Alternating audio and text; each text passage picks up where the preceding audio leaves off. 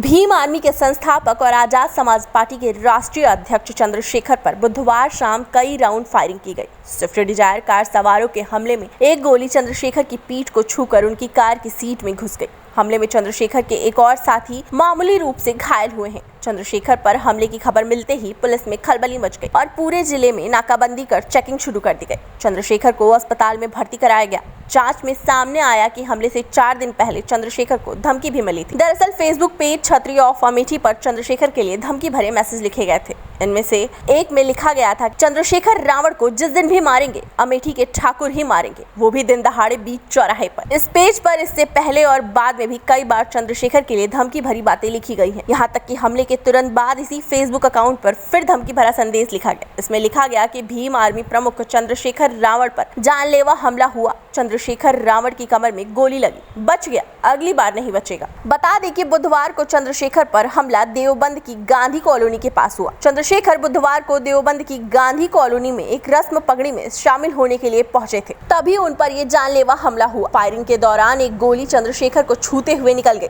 इसके बाद उन्हें अस्पताल में भर्ती कराया गया। अब वे खतरे से बाहर हैं और उन्हें आज अस्पताल से छुट्टी मिल सकती है। इसमें पुलिस को लगभग 5:15 बजे के करीब सूचना मिली फायरिंग की, जिस पर कि वरिष्ठ पुलिस अधिकारी मौके पर पहुंचे हैं। जो मौके पर देखा गया है, गोली पेट को छूकर निकली है और जो मजरूब हैं उनकी स्थिति ठीक है, खतरे से बाहर हैं, सामान्य स्थिति है।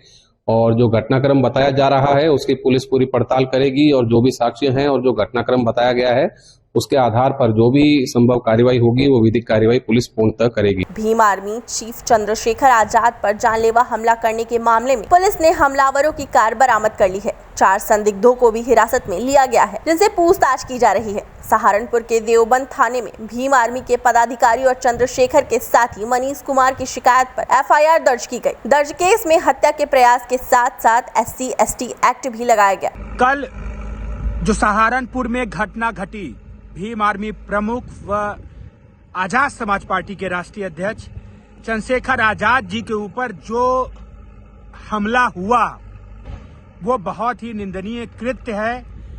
ये हमला आजाद समाज पार्टी के राष्ट्रीय अध्यक्ष के ऊपर नहीं बल्कि पूरे प्रदेश के, पूरे देश के नौजवान, दलित, पिछड़ा, अल्पसंख्यक, गरीब, मजदूर, मजलूम के ऊपर हमला हुआ है। हम पिछड़े दलित अभ्यर्थियों, 69,000 शिक्षक भर्ती के पिछड़े दलित अभ्यर्थियों के साथ लगातार कंधे से कंधा मिलाकर आदरणीय चंद्रशेखर आजाद जी ने लड़ाई लड़ी है। हम लोग भी पूरा विरोध करते हैं और आशा और उम्मीद करते हैं इस सरकार से, सरकार उन्हें जल्द से जल्द कड़ी से कड़ी सुरक्षा मुहैया कराए और जो ये आतंकी कृत्य हुआ है उन पर कड़ी से कड़ी कार्रवाई करे, नहीं तो हम लोग एक बड़े आंदोलन की तरफ जाएंगे। अभी आदरणीय चंद्रशेखर जी ने सभी को शांत रहने के लिए बोला है। एक रणनीति के तहत संवैधानिक रूप से हम इस लड़ाई को आगे लड़ेंगे और सभी लोग लड़ेंगे और ये विश्वास हम चंद्रशेखर आजाद जी को और तमाम देश के पिछड़े दलित आदिवासियों को दिलाना चाहते हैं। धन्यवाद। अमरेंद्र सिंह पटेल, इलाहाबाद।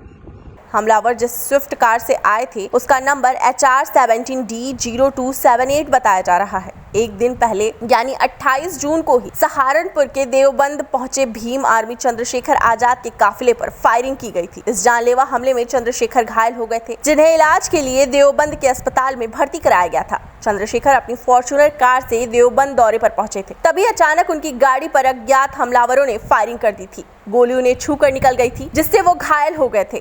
उनकी कार पर भी गोलियों के निशान देखे गए थे। हमलावर हरियाणा नंबर की कार में आए थे। गोली चंद्रशेखर की पीठ को छूकर निकली थी। हालांकि उनकी हालत खतरे से बाहर है। फायरिंग में उनकी कार के शीशे भी टूट गए थे। हाँ, मैं आपसे अपील करूंगा सभी साथियों से कि वो शांति बनाए रखें, जो मेरे ये हॉस्पिटल के बाहर हैं और जो कहीं भी है। हम अपनी लड़ाई संवैधानिक तरीके से लड़ेंगे, हमारी किसी कोई लड़ाई नहीं है। तो मैं आपसे अपील करूंगा कि आप शांति, मैं ठीक हूँ, बस आपसे अपील कर रहा हूँ कि आप शांति बनाए रखें। हमलावरों की पहचान करने के लिए पुलिस लगातार आसपास के इलाकों में CCTV फुटेज खंगाल रही है। जिस समय हमला हुआ चंद्रशेखर दिल्ली से अपने घर लौट रहे थे। इस दौरान बीच रास्ते में देवबंद में उनके काफिले पर हमला हो गया था। पीछे से आई हरियाणा नंबर की गाड़ी में सवार हमलावरों ने उनकी कार पर ताबड़तोड़ फायरिंग की थी। कुल 4 राउंड फायरिंग हुई थी। सूत्रों के मुताबिक हमलावरों की गाड़ी का नंबर भी सामने आ गया था। बताया गया था कि हमलावर सफेद रंग की छोटी कार से आए थे। वहीं जिस गाड़ी का नंबर बताया गया था वो स्विफ्ट डिजायर है। चंद्रशेखर आजाद वकील और दलित बहुजन अधिकार कार्यकर्ता वो राजनेता है। वह एक अम्बेडकरवादी हैं जो भीम आर्मी के सह संस्थापक और राष्ट्रीय अध्यक्ष हैं। हमला ही क्यों हुआ? हमला ही नहीं होना चाहिए था। ये लोकतंत्र है, ये लोकतंत्र की हत्या, संविधान की हत्या है। लोग हैं, अगर ये सड़कों पर आकर के हिंसात्मक हो गए तो क्या वो बच पाएंगे? क्या अपनी बारी में वो रहम की भीख न मांगे? हमारे कार्यकर्ताओं ने शांतिपूर्वक तरीके से यहाँ पर डीएम को ज्ञापन दिया, आला अधिकारियों से बात करी कि हमें हमारे नेता के खिलाफ जो भी ये जो एक्शन लिया गया है इस पर कार्रवाई चाहिए। जो आश्वासन आपको मिला है कितनी जल्द उसके ऊपर कार्रवाई होगी? अभी उनके जो उम्मीद है हमें प्रशासन से उस पर तो कुछ वो खरे नहीं उतरे हैं। और उसके आगे जैसा हमारे प्रदेश सचिव आज़ाद समाज पार्टी अनिकेत धानुक जैसा जो भी आगे हमें आदेश देंगे उसके बाद किया जाएगा। लेकिन अगर इसका कोई मतलब निकाला जाए तो क्या इसका कोई राजनीतिक मतलब निकाला जाए या फिर पर्सनल रंजिश? देखिए, पर्सनल रंजिश तो नहीं हो सकती है, क्योंकि ये वो चेहरा है जिसने पूरे समाज के लोगों के इंसाफ के लिए लड़ाई लड़ी है। और चाहे मुस्लिम वर्ग हो, चाहे सरकारी कर्मचारी वर्ग हो, चाहे बहुजन के लोग हों, उनके लिए लड़ाई लड़ी है, उनके इंसाफ के लिए लड़ी है। और आज उस व्यक्ति के इंसाफ के लिए लोग लड़ना चाहते हैं जिस व्यक्ति ने लोगों के लिए लड़ा है। फरवरी 2021 में टाइम पत्रिका ने उन्हें 100 उभरते नेताओं की अपनी वार्षिक सूची में शामिल किया था। चंद्रशेखर आजाद का जन्म 3 सितंबर 1986 को उत्तर प्रदेश के सहारनपुर जिले के छुटमलपुर कस्बे में हुआ था। भीम आर्मी चीफ ने हमले के बाद कहा था, मुझे ठीक से याद नहीं है, लेकिन मेरे लोगों ने उन्हें पहचान लिया है। उनकी कार सहारनपुर की ओर चली गई। हमने यू टर्न ले लिया। घटना के वक्त मेरे छोटे भाई समेत हम 5 लोग कार में थे। चंद्रशेखर आजाद, सतीश कुमार और विनय रत्न सिंह ने 2014 में भीम आर्मी की स्थापना की थी। यह संगठन भारत में शिक्षा के माध्यम से दलितों की मुक्ति के लिए काम करता है। 2019 में उन्होंने मोदी के खिलाफ वाराणसी से चुनाव लड़ने की योजना बनाई थी, लेकिन बाद में उन्होंने सपा बसपा गठबंधन को समर्थन देते हुए हाथ खींच लिया। आजाद ने खुद को दलित आइकॉन के रूप में स्थापित किया है। डेस्क रिपोर्ट, अचल टीवी।